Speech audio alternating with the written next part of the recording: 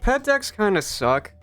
They play really fast and can win really early, but they also lose very easily. This is a combination of some of my own stuff and what a viewer submitted to me. So we're gonna go with this. Actually, we're against Green Shadow, which means that this goat play is really good. I'm gonna get rid of that, though. Zookeeper on 2 with the goat is a good play because it puts 2 threats on the field and then I can pass turn 3 for the area. Okay. What is really a problem? I guess like an Admiral or something would be the issue we have here, but no, it's not gonna be too bad. Oh, fuck. That's okay. I take back what I said about an Admiral being the problem. Do I feed this into the click keys? It makes a free trade, which will get me my value back. I do believe that that is the play. And then they'll try to kill it next turn, which means it gets even more value from area. So its attack is going to be skyrocketing. Left the Zookeeper alive? Alright, we'll draw a card. Uh-oh. Alright, Zookeeper, you feel good about soloing? This might be the first time in my life that I'm freaking viral. That is some bullshit. Let's hope to draw something better. Yeah. It's like I have too many tricks in the deck or something. Don't have some dumb bullshit. I can't play around swords. Nope. That's fine. We're actually not gonna play the going viral because that makes my life much worse. So we need to do 8 damage, which is very manageable. If we could get a card that wasn't a Zookeeper, I can definitely get 6. So we can still pull this off. We just need 8 damage. That's very manageable, especially with the helpful superpowers we're getting. They ask you how you are, you just have to say that you're fine when you're not really fine, but you just can't get into it because they would never understand. There's no way in hell we're gonna survive this. Let me just concede real quick and immediately go back to the drawing board. We probably need a few more minions.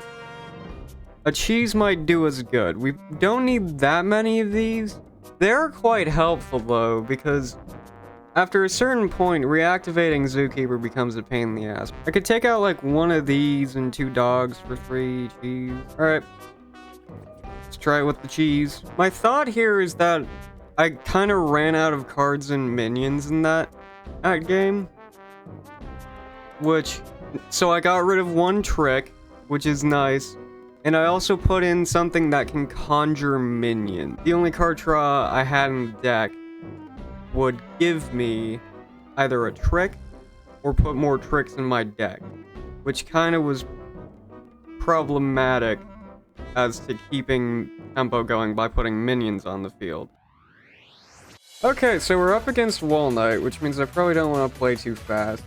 I can actually set this up, and if it dies to Kernel Pult, I don't really give a shit. That's cool. Burst damage seems really good. Alright, no Forget-Me-Nuts, no Kernel Pult. Actually, Walnut is one of the worst matchups because of both of those things. Okay, one thing I don't like is that anytime I proc block from now on, I now risk any OTK damage I wanted from Cat Lady being inconsequential. And it might just have Walnut Super anyway. Let me give myself one of these so I can use this on the Cat Lady later. And you're not gonna do any... What was the purpose of that? I don't think he knows how Yeti works. It's a root deck. I'm gonna play like an aggro motherfucker right now. So we're gonna go... You... Have fun, buddy. That makes sense. I am no longer scared. Alright, so we go with one of these, and then one of these. 10 damage to face. Sick. Hopefully didn't get Walnut Super, because that could fuck up next turn. That's fine.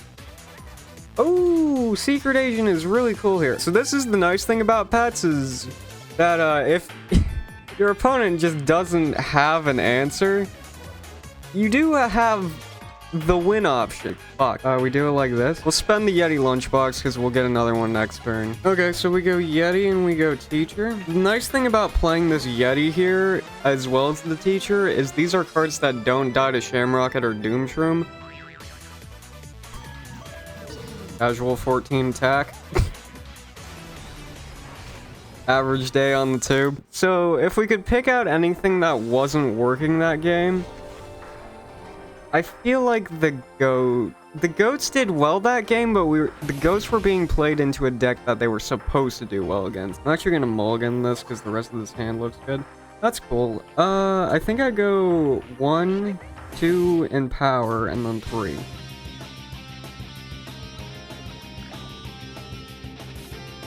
Okay. I don't even have any tricks that remove.